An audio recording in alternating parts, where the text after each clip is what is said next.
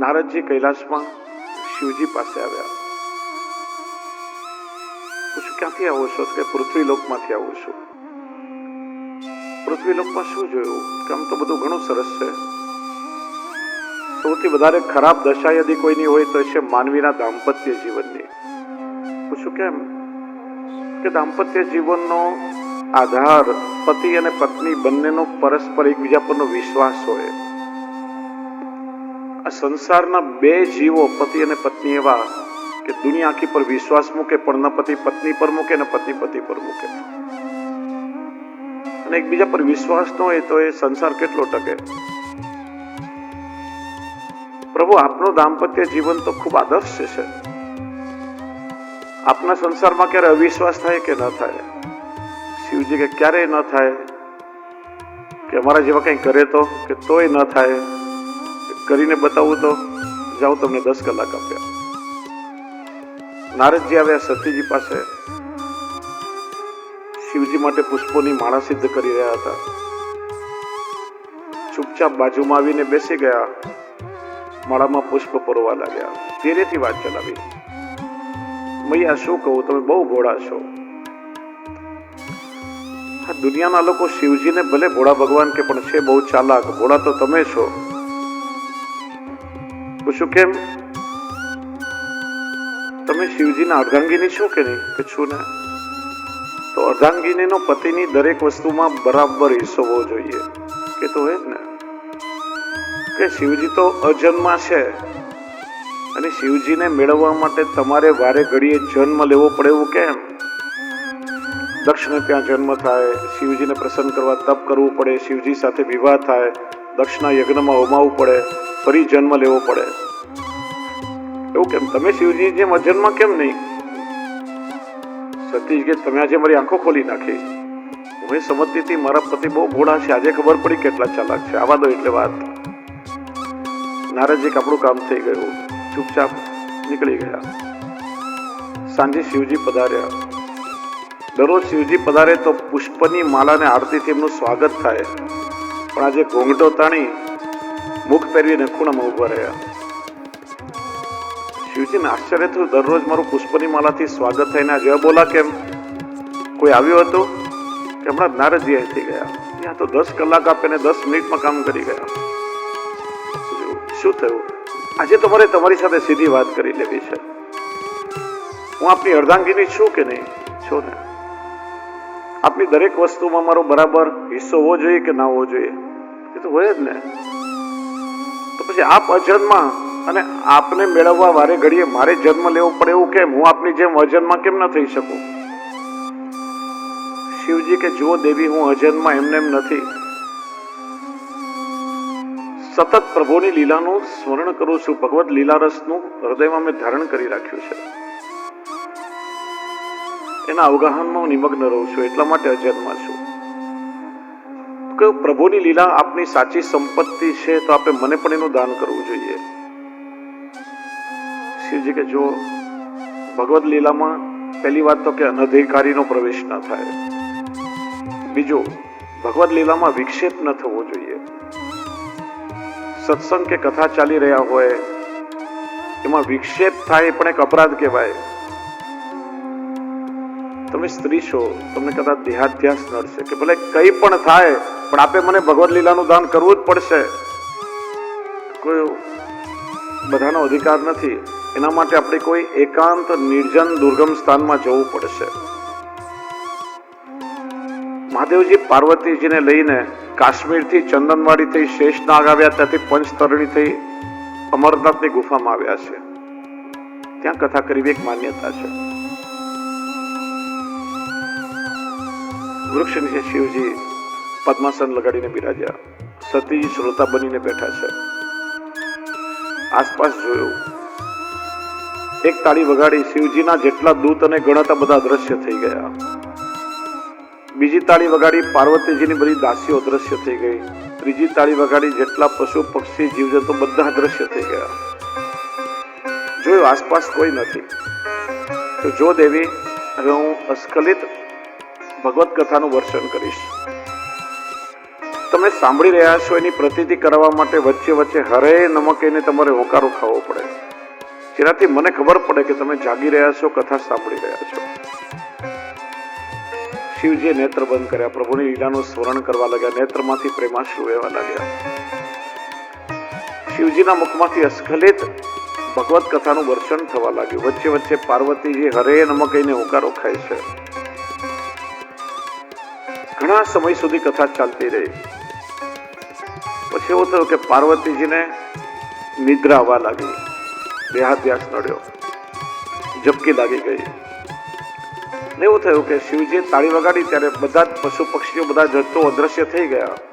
એક માદા શુક પોપટી ઝાડની બખોલમાં ઈંડાને જન્મ આપી ઉડી ગઈ અને વૃક્ષના પાંદડા નીચે પેલું ઈંડું દબાઈ ગયું અને એમાંથી એક શુક બાળનો જન્મ થયો. એ શિવજીના મુખથી કથા સાંભળવા લાગ્યો. આ શુકના બાળકે જોયું કે શિવજી કથા કરી રહ્યા છે, પાર્વતીજી ઊંઘી રહ્યા છે. શિવજીને ખબર પડશે કે પાર્વતીજી ઊંઘી ગયા, વિક્ષેપ થઈ જશે, કથા રસ બંધ થઈ જશે. કોણ જાણે કેટલાય જન્મોના પુણ્યકર્મથી શિવજીના મુખથી કથા શ્રવણ કરવાનો સૌભાગ્ય મને મળ્યું છે. શું કરવું જેનાથી કથા બંધ ના થાય? એનામાં સામર્થ્ય આવ્યું. ઉડતું ઉડતું આવીને સતીજીના ખોળામાં બેસી ગયું. શિવજી કથા કરી રહ્યા છે, વચ્ચે પેલું શુકનું બાળક હરે નમકીને હોકારો ખાય. શિવજીને એમ કે પાર્વતીજી કથા સાંભળી રહ્યા છે. ઘણા સમય પછી નેત્ર ખોલ્યા, જોયું તો સતીજી ઊંઘી રહ્યા છે. એમના ખોળામાં દિવ્ય તેજ વાળું એક શુકનું બાળક બેઠું છે. આ જોઈને શિવજીને ક્રોધ આવ્યો. આ અનધિકારીએ મારી આજ્ઞા વગર મારા મુખથી કથા કઈ રીતે સાંભળી? ત્રિશૂળ ઉપાડ્યું. પેલું શુકનું બાળક ભયભીત થઈને ઉડવા લાગ્યું. પાછળ શિવજી ત્રિશૂળ લઈને દોડી રહ્યા છે. ઉડતા ઉડતા શુકના બાળકે વ્યાસજીના આશ્રમમાં પ્રવેશ કર્યો. વ્યાસ પત્નીએ બગાસું ખાધું હતું. એમના મુખને દર સમજી પેલું શુકનું બાળક એમાં પ્રવેશી ગયું. ક્રોધમાં શિવજી ત્યાં પધાર્યા. વ્યાસજીએ પૂજા કરી શિવજીના ક્રોધને શાંત કર્યો. કહ્યું, જો મહારાજ, અમારે કોઈ સંતાન નથી. ભગવત ઈચ્છાથી આ શુકનું બાળક કથાનું અધિકારી બન્યું છે અને મારા પત્નીના મુખમાં પ્રવેશ કર્યો છે. આપ અમને એવા આશીર્વાદ આપો કે આજે શુકનું બાળક મારા પુત્રના રૂપમાં જન્મ લે અને આખા વિશ્વને પ્રભુની ભક્તિના રંગમાં રંગી દે. શિવજીએ કહ્યું, તથાસ્તુ. સાથે ટકોર કરી કે જો માતાના ઉદરમાં રહી કથાનું વિસ્મરણ ન થઈ જાય એટલા માટે બાળકનો જન્મ થાય ત્યાં સુધી તમે તમારા પત્નીને કથા સંભળાવો. કે છે 16 વર્ષ સુધી સુખદેવજી માતાના ઉદરમાં રહ્યા છે, જન્મ લેતા નથી. ભય છે, પિતાનો આશ્રમ છે. સંન્યાસીઓ સાથે કેટલાય સંસારીઓ પણ વ્યાસજીના દર્શન કરવા આવે છે. કોઈનો સંગ દોષ ન લાગી જાય. 16 વર્ષ માતાના ઉદરમાં રહ્યા અને પ્રતિ વર્ષ વ્યાસજીએ એમના પત્નીને કથા સંભળાવી છે. માનો માતાના ઉદરમાં એમના 16 સંસ્કાર સંપન્ન થઈ ગયા છે. 16મે વર્ષે જન્મ લેતા જ અનાસક્ત થઈ પિતાનો આશ્રમ છોડીને ચાલવા લાગ્યા. પાછળ ફરીને જોયું શુદ્ધ નથી. એનું નામ છે પ્રવ્રત સંન્યાસ. હજી એમને કોઈ યજ્ઞોપવિતાદી સંસ્કાર પણ નથી થયા. યમ પ્રવજંતમ અનુપેતમ અપેત કૃત્યમ. પ્રવજંત સંગ દોષના ભયથી ભાગ્યા છે. અનુપેતમ અપેત કૃત્યમ. યજ્ઞોપવિત કોઈ સંસ્કાર નથી. આચાર્યો કે છે જ્યાં વિકાર હોય ત્યાં સંસ્કાર થાય. કોઈ વિકાર જ નથી તો સંસ્કારની શું આવશ્યકતા? કે છે કે દરેક બ્રાહ્મણ પાસે 4 ગાંઠ હોય, ચોટીમાં, ધોતીમાં, પોથીમાં અને જનોઈમાં. 4 ગાંઠોથી સુખદેવજી મુક્ત છે. નથી ચોટી, નથી ધોતી, નથી પોથી, નથી યજ્ઞોપવિત થયા. દિગંબર અવસ્થા છે. દિશાઓ જેના અંબર છે અથવા કણ કણમાં જેને પ્રભુના દર્શન થતા હોય, પ્રત્યેક જીવમાં પ્રભુના દર્શન થતા હોય, એ દિગંબર છે. એવા સુખદેવજીને વંદન કર્યા છે. સૂક્ષ્મ રૂપે વૃક્ષમાં પ્રવેશ કર્યો અને વૃક્ષના બધા ફળો આપોઆપ કરવા લાગ્યા. અને અપ્રત્યક્ષ સંકેત વ્યાસજીને આપ્યો કે વ્યાસજી, આ ફળ અમારા પુત્ર સમાન છે, જેને મેં પાળ્યા, પોસ્યા, સિંચ્યા, મોટા કર્યા, પણ અમારા સ્વાર્થ મને રાખતા નથી. આ જગતના કલ્યાણ માટે અમારા ફળ અમે આપી દઈએ છીએ. એમ તમારો પુત્ર સુખદેવ એ વિશ્વના કલ્યાણ માટે છે, માટે તમે એનો મોહ છોડી દો. અને મુનિ કહીને સંબોધન કર્યું છે, નામ નથી કહ્યું. જે સતત મનનશીલ છે, જેની ચેતના જાગી ગઈ છે, એ મુનિ છે. ઉઠવામાં ને જાગવામાં ફરક હોય. સવારે આળસ મળીને પથારીમાંથી બેઠા થઈએ કહેવાય કે ઊંઘમાંથી ઉઠ્યો, પણ માણસની ચેતના જાગે ત્યારે કહેવાય કે જાગૃત થયો છે, અને જાગેલા જ બીજાને જગાડી શકે. અને નામ ન લેવાનું કારણ શાસ્ત્રની મર્યાદા છે કે પોતાના અત્યંત પ્રિય વ્યક્તિનું ક્યારે પણ નામ લઈને ન બોલાવાય, નહીં તો એનાથી વિપ્રયોગ સહન કરવો પડે, દૂરી સહન કરવી પડે. પતિએ પત્નીનું નામ ન લેવાય, પત્નીએ પતિનું નામ ન લેવાય. જૂના સમયમાં સાંભળો છો, અરે પિન્ટુના પપ્પા અહીંયા આવો, એવી રીતના નામ લઈને બોલાવે. પ્રત્યક્ષ નામ ના લે. આજકાલ તો નામ લઈને તુકારે બોલાવે છે, એટલે જલ્દી ડાયવોર્સ થઈ જતા હોય. પુત્રએ પિતાનું નામ ના લેવાય, પિતા પોતાના જ્યેષ્ઠ પુત્રનું નામ લઈને ન બોલાવે. એમ શિષ્યોએ ક્યારે ગુરુનું નામ ન લેવાય. ગુરુ પણ પ્રમુખ શિષ્યનું નામ લઈને ન બોલાવે. અન્ય સંપ્રદાયમાં દીક્ષા આપે ત્યારે જુદું નામકરણ થાય છે, એટલા માટે નામ નથી કર્યું. આપણે ત્યાં પણ આ પ્રોટોકોલ છે, વૈષ્ણવ ધ્યાન રાખવું. આપણા ગુરુદેવ પધારે ત્યારે નામ લઈને સંબોધન ન કરવું. ગુરુ પધારે ત્યારે શ્રી વલ્લભાધીશ કી જય. કારણ કે નામ લઈને બોલાવો તો શ્રી વલ્લભ જુદા છે, આ વર્તમાન ગુરુ જુદા, ત્યાં ભેદ બુદ્ધિ આવે. આપણા માટે તો પ્રગટે શ્રી વલ્લભનું સ્વરૂપ છે. ગુરુ પુત્ર પધારે ત્યારે શ્રી વલ્લભ રાજકુમાર કી જય. બહુજી બેટીજી પરિવારના કોઈ પણ પધારે ત્યારે શ્રી વલ્લભ કુલ પરિવાર કી જય. આપણી પુષ્ટિ માર્ગીય પરંપરા છે. એટલા માટે સુખદેવજીનું નામ નથી કહ્યું.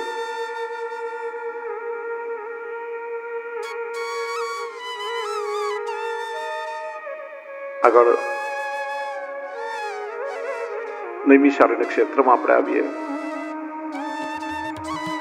નૈમિષારણ્ય જેવું દિવ્ય ક્ષેત્ર છે, સુંદર મજાની વિદ્યાપીઠ છે. એના કુલપતિ શૌનકજી છે.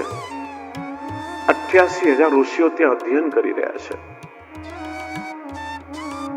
નૈમિષારણ્યનો સુંદર અર્થ બતાવ્યો. નિમિષ એટલે આંખની પલક ઝબકાવીએ એટલો સમય, પલક માત્ર. નૈમિષારણ્ય એવું સ્થાન છે જ્યાં આંખના પલકારામાં પ્રભુમાં આપણું મન લાગી જાય. અથવા નૈમિષારણ્ય એવું સ્થાન છે કે જ્યાં પ્રભુના ભક્તો પલક માત્ર પણ પ્રભુની કથા વગર ન રહી શકે. 1000 વર્ષ ચાલે એવા સહસ્ત્રસમ નામના સત્રનું આયોજન થયું છે. બધાની ઈચ્છા થઈ અમારે પ્રભુની કથા સાંભળવી છે. અજ સમય ઠાકોરજી સૂતજીને મોકલ્યા છે. સૂતજીનું અભિવાદન કર્યું છે. નૈમિષે સુતમાસેન અભિવાદ્ય મહામતિમ કથા અમૃત રસાસ્વાદ કુશલો સૌનક બ્રવીત. વક્તાને શ્રોતાનો કેટલો સુંદર પરિચય આપ્યો છે. વક્તા કેવા છે? મહામતિમ, જ્ઞાની વક્તા છે, જેમણે શાસ્ત્રને આત્મસાત કર્યું છે. અને શ્રોતાઓ કેવા છે? કથામૃત રસાસ્વાદ કુશલ, પ્રભુની કથા શ્રવણ કરવામાં કુશલ, તત્પર, જિજ્ઞાસુ એવા શ્રોતાઓ છે. વક્તા કહે તો સાંભળે, પણ શબ્દોની પણ એક મર્યાદા હોય છે.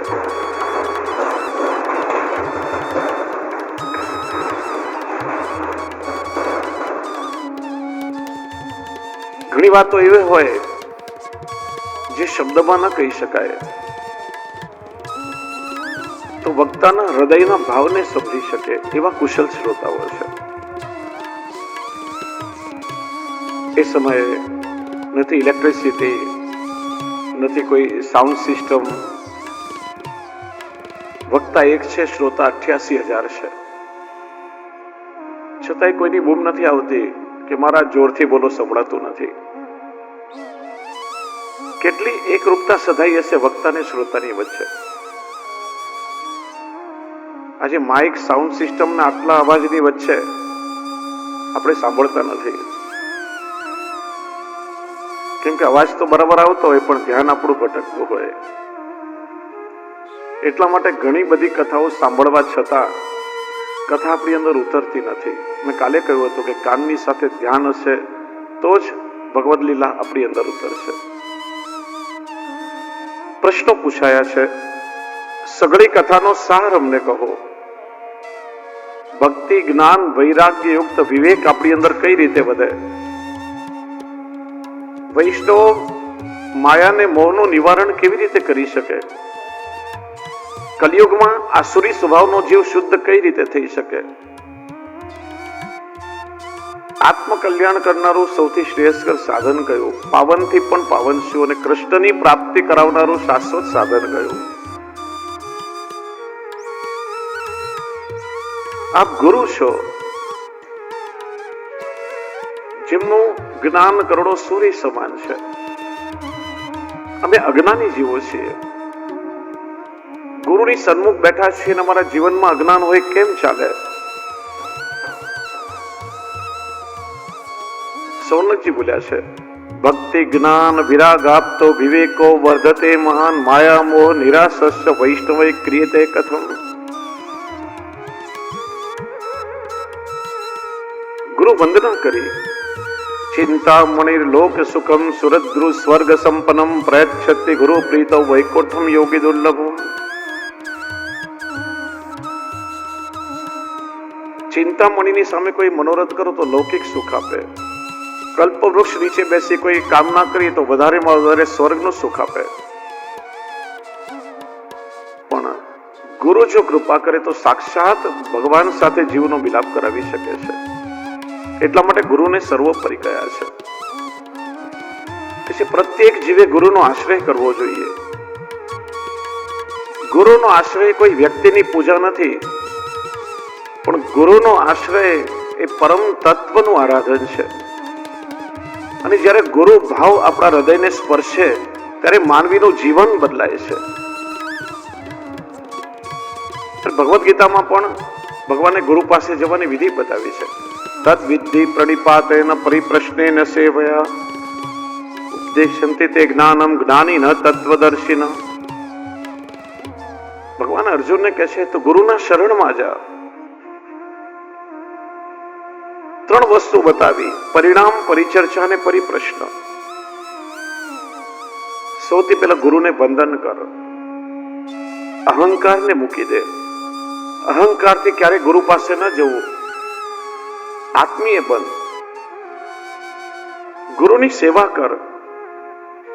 સેવા કરવાથી તારો અહંકાર દૂર થશે અને ગુરુનો આત્મીય અંતરંગ બનીશ ત્યારે ગુરુની પરમ કૃપાનો અનુભવ તને થશે. ગુરુ એ કહેવાય છે.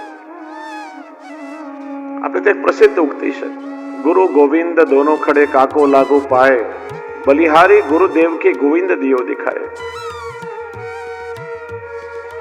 આ પંક્તિના બે ભાવ વિચારાયા છે. મોટા ભાગે આપણે એક જ ભાવને જાણીએ છીએ. ગુરુ અને ગોવિંદ બંને ઉભા છે. પહેલા વંદન કોને કરવું? બલિહારી ગુરુદેવ કી ગોવિંદ દિયો દિખાય. ગુરુને વંદન કરું કે જેમણે મને પ્રભુનું જ્ઞાન કરાવ્યું છે. બીજો ભાવ એ છે કે ગુરુને વંદન કરવા ગયો તો ગુરુ હાથ પકડીને પ્રભુ સુધી લઈ ગયા. બલિહારી ગુરુદેવ કી ગોવિંદ દિયો દિખાય. એટલા માટે ગુરુ એ સર્વોપરી છે. સુરદાસજીએ હૃદયનો ભાવ પ્રગટ કર્યો, ગુરુ બિન એસી કૃપા કોને કરે.